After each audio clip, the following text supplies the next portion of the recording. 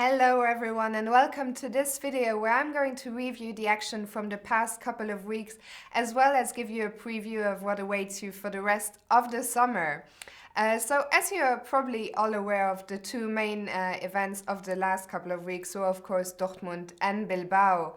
And as I was preparing this video, I noticed that there were many parallels between these two super tournaments.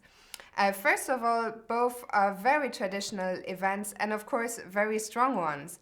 It was already the 44th edition of Dortmund and the 9th one of Bilbao. I mentioned it being them being very strong tournaments, and indeed 8 of the top 10 players in the world were participating in one of both tournaments. So everyone except for Aronian and Anand. Another common point between the two events is that the winners were always known with one round to go. So we saw two incredibly dominant performances by Maxime Vachier-Lagrave in Dortmund and by world champion Magnus Carlsen in Bilbao. Finally, a last parallel between the tournaments, a rather negative one, was that none of the tournaments provided English online commentary. Also, Dortmund didn't provide a video from the playing venue at all, and Bilbao provided one that was not of the best quality, let's say. However, the upside of that was that we did a show here in our Hamburg studios here at Chess24, and I think a lot of you enjoyed especially the presence of Radio Jan over the last few days. Right, so back to Dortmund. And Dortmund, as I mentioned before, the 44th edition, and it was the year for MVL. The Frenchman absolutely dominated the field. He won the tournament with 5.5 out of 7, only conceding 3 draws. And I thought this was the right time to dig into my photo archive on my laptop and find this blast from the past. So there you see myself next to Maxime Vachier-Lagrave, and this photo was taken at the 2009 World Junior Championship in Argentina, which Maxime won at the time. And I've been friends with Maxime ever since, and I'm incredibly happy to see him do so well. And after the Dortmund tournament, he's up to number 2 in the live ratings. So kudos to Maxime, and more about the live ratings later on in this video. Also, before I continue talking about Maxime, I did do an in-depth interview with him a few months back, and you can find it on our YouTube channel of Chess24, but I will also be posting the link to the interview in the comment section above below this video later on. And now let's come to the tweets from Dortmund. The players weren't too active. The first player to tweet something was defending champion Fabiano Caruana, who tweeted, "Back in Dortmund to defend my title at the Sparkassen chess meeting. First game starts tomorrow. I play white against Vachier-Lagrave." That game unfortunately didn't go too well for Fabiano, but a few days later he showed he hadn't lost his humor when he tweeted at Anishgiri, "Hold the door, hold the door, hold the door." For those of you who know me or who have seen my commentary, you will know I'm not a massive Game of Thrones fan, but I read this was a reference. And hold the door Anish did, but unfortunately for him, only in the first encounter against Magnus Carlsen, but again, more about that later. Then another tweet about Dortmund from Grandmaster Jonathan Distal from Norway. He asked, "Rest day after 2 rounds, how grueling is Dortmund?" I thought this was an interesting point. Indeed, Dortmund 7 rounds, 2 rest days. Bilbao 10 rounds, only 1 rest day. So maybe that can explain a problem I'm going to come back to later on about the high number of draws in Bilbao. I don't know, but yeah, an interesting point made by Jonathan Tisdal. And now for the tweets of the tournament winner, Maxime Vachier-Lagrave. He tweeted after the last round, "Delighted with my play in my win in Dortmund." A very sober tweet. So I dug a bit deeper, and I hope Maxime will forgive me. Not only did I bring up this old photo, But I also, here's a little something I found on Facebook, a photo posted by Sebastian Mazet from Corsica a few weeks back. All of us were in Corsica. Photo says Belot Pastis Cermanach. So Cermanach, for those of you who've seen my last report, is a village in Corsica where Maxime won a Blitz tournament. Belot is a card game. Pastis is a French drink.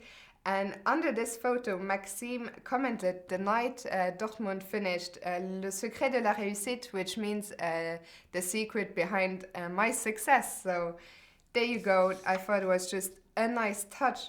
So maybe to conclude this Dortmund section, I thought Dortmund was a very successful event all in all. We saw many interesting games, but something I saw people have been criticizing a bit was the few participants and thus the few games.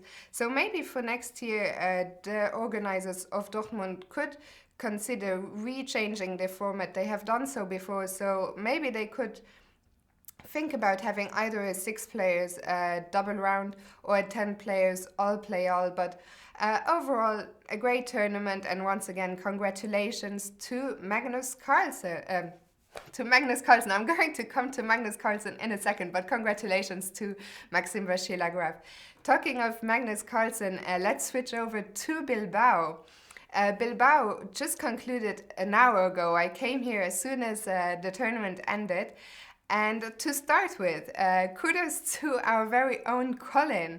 In his preview a few months ago, he had predicted that statistics were bound to take a hit, and so they did. I mean, it was quite likely, as Jan pointed out, this was going to happen, especially since the players were facing each other twice. But yeah, we had a lot of surprising and new results in Bilbao. The first one came immediately in round one, when after 30 games, classical games, and 12 losses, Nakamura finally beat Carlsen for the first time.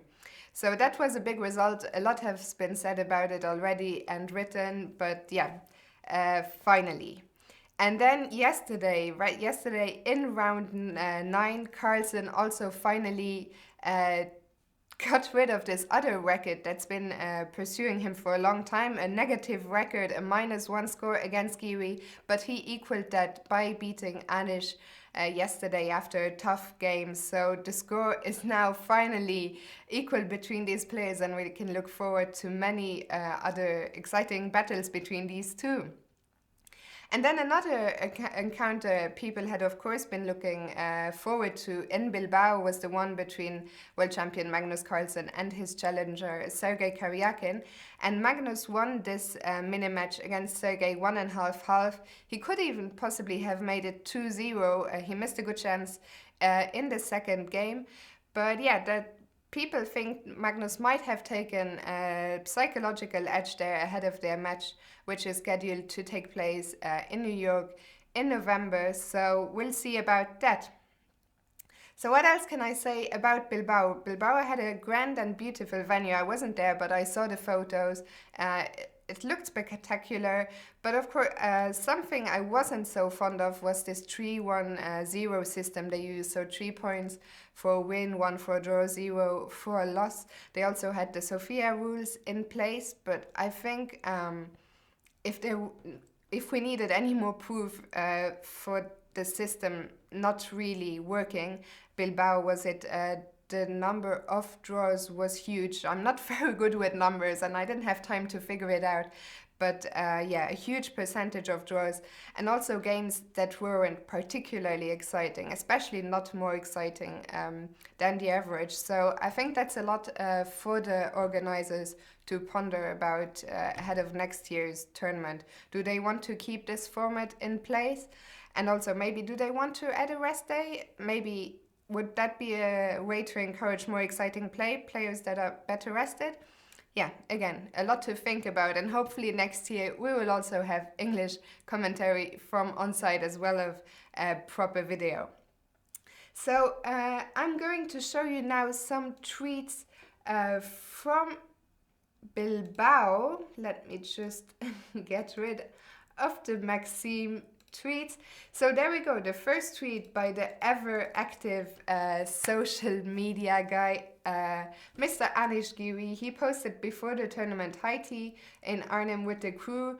There we see him with his wife, Sopiko Guramishvili, and with Grandmasters Vidit and Erwin Lamy. So I don't know, but I guess they had a preparation camp in the Netherlands before Bilbao started. Then someone else who tweeted before the start of the tournament is Tarjei Swensen from Norway, who was also on site for the first part of the tournament later on. He said, very excited about Bilbao chess that begins tomorrow. Carlsen's last individual event before New York, facing Karyakin for the last time. So as I already mentioned, facing Karyakin went well, and then of course this question mark behind New York. There's been a lot of speculation lately whether the match will really take place in New York, and I'm quite interested to follow those developments myself, and I think we'll find out very soon. And we'll of course keep you updated about that. Then someone else who took to Twitter, none other than 13th world champion Garry Kasparov, who after round one sent a tweet, congrats to USA's Hikaru Nakamura on bagging the elephant, getting his first win over world champion Magnus Carlsen. Nice start to tournament. And what I found quite funny was that Hikaru didn't seem too bothered with his win over Magnus. Instead, Hikaru kind of wondered if there are any Pokemon hidden in the Guggenheim Museum here in Bilbao. #Pokemon Go. I'm not going to go too deep into this subject. I think Jan has done that plenty during our shows. But yeah, I thought this was a very funny tweet by Hikaru. Then who else tweeted? Another participant who tweeted during the rest day in Bilbao was Sergei Karyakin, obviously enjoying himself at the beach.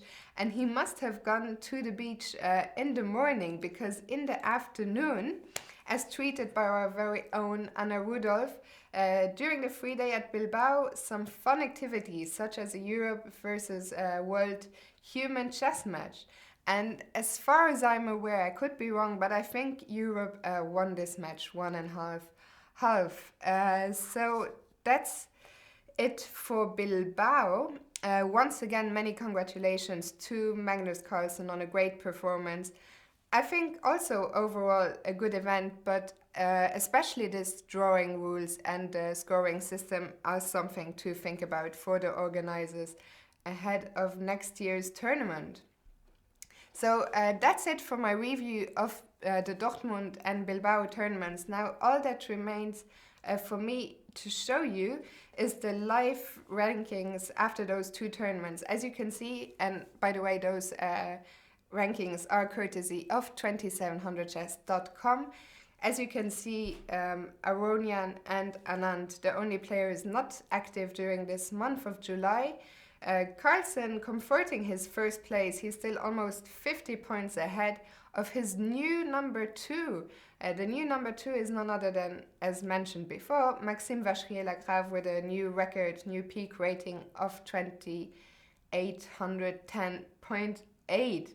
Then Kramnik and Caruana both dropping a couple of points in Dortmund, Nakamura winning a few in Bilbao. Wesley saw a very solid performance in Bilbao, winning 1 rating point. Giri dropping 16 points, a tournament he will want to forget quickly in Bilbao. And Karyakin also dropping 4 points, but still remaining in the top 10. So that leads us to where we are going to see these players in action next. So what's up? The next big event to start with here on Chess24 will be the British Chess Championships, where we are the official partners. So we will have commentary here on the British Championships. This event starts on Monday, so 2 days from now. And the Lawrence Trent fans amongst you will be very happy, because he's going to make his comeback here to the commentary booth. And for those of you who want to know about the exact commentary schedule, Lawrence is going to do commentary on the first 4 rounds with Niklas Huschenbeit. then for rounds 5 and 6, he will team up, like in the good old days, with Jan Gustafsson. Then round 7 will be Lawrence and myself. And then rounds 8 to 11, there are 11 rounds in total, will be Niklas and myself. So there you go for the commentary schedule. Then what else is up? The traditional Poikovsky tournament started today in Siberia. I believe you can see those games on Chess24. Then there's a lot of other events coming up. Notably, tomorrow there is a match in Biel, a match between MVL, the new world number 2, and our very own Peter Swidler. This match is played in 8 games, 4 games of rapid chess and 4 classical games. So the 4 rapid games will take place tomorrow on Sunday, and then the classical games start on Monday. And then after that, the next big event where the world elites will come back to the board is the Sinquefield Cup. I was just showing you the top 10 rating list. I believe, if I'm not mistaken, everyone apart from Magnus and Sergey will be playing in the Sinquefield. So a very exciting event I'm much looking forward to.